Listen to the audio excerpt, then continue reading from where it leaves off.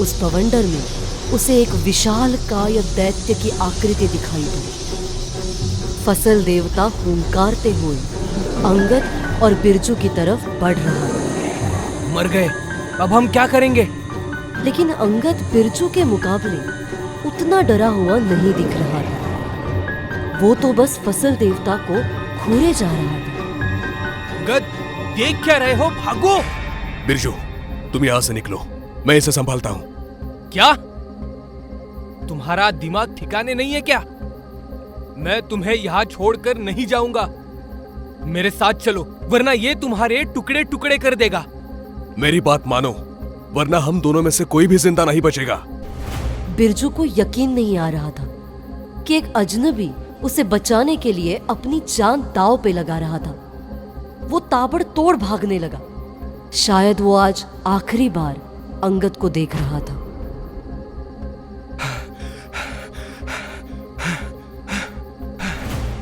भागते भागते उसकी सांस फूलने लगी। तभी उसे अपने सामने एक परछाई नजर आई। उसने पेड़ के पीछे से ही उसकी तरफ झांक कर देखा। ये तो राजू ऑटो वाला है। राजू भैया! बिरजू की आवाज सुनकर राजू पूरी तरह चौंक गया और तेजी से भागने लगा। अरे भैया रुको, तुम यहाँ क्या कर रहे हो? और गोलू ठीक तो है ना? अरे बिरजू, तू है?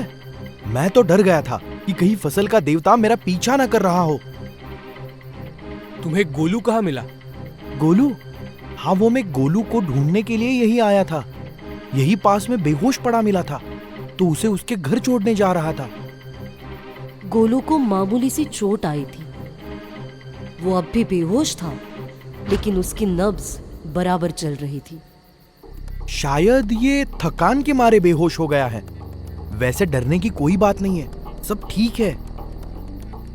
डरने की कोई बात नहीं है? क्या कह रहे हो तुम? मैं मौत के मुंह से निकल कर आया हूं। क्या मतलब है तुम्हारा? मैंने फसल देवता को देखा। मैं समझता था कि ये बस एक लोक कथा है, लेकिन आज जब वो मेरे सामने खड़ा था, मुझे ऐसा लगा जैसे मैं अपनी मौत से आंखें मिला रहा हूं। धीरे बोलो, धीरे बोलो। अगर उसे हमारी आहट मिल गई तो वो हमें मार डालेगा।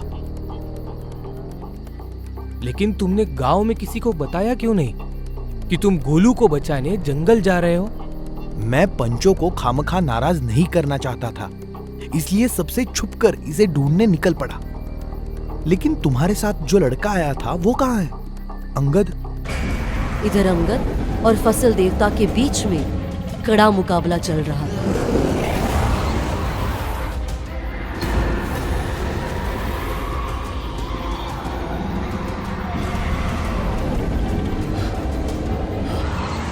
जितना सोचा था ये उससे भी ज्यादा शक्तिशाली निकला।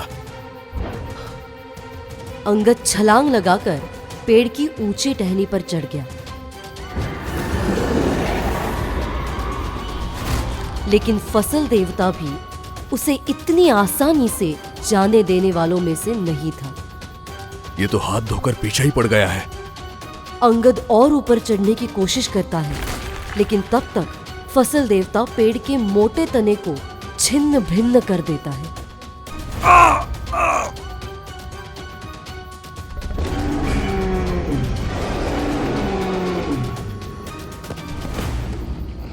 तभी वो अपने पॉकेट से एक हाई पावर लेजर गन निकालता है और फसल देवता पर चला देता है। लेजर की गर्म बीम सीधा उसके आंख में जाकर लगती है। वो घायल होकर हुंकारने लगता है। क्या अकेला अंगद फसल देवता का सामना कर पाएगा? जानने के लिए जरूर देखें अगला एपिसोड। कहानी जारी रहेगी। एपिसोड पसंद आया तो जरूर करें लाइक, कमेंट और सब्सक्राइब।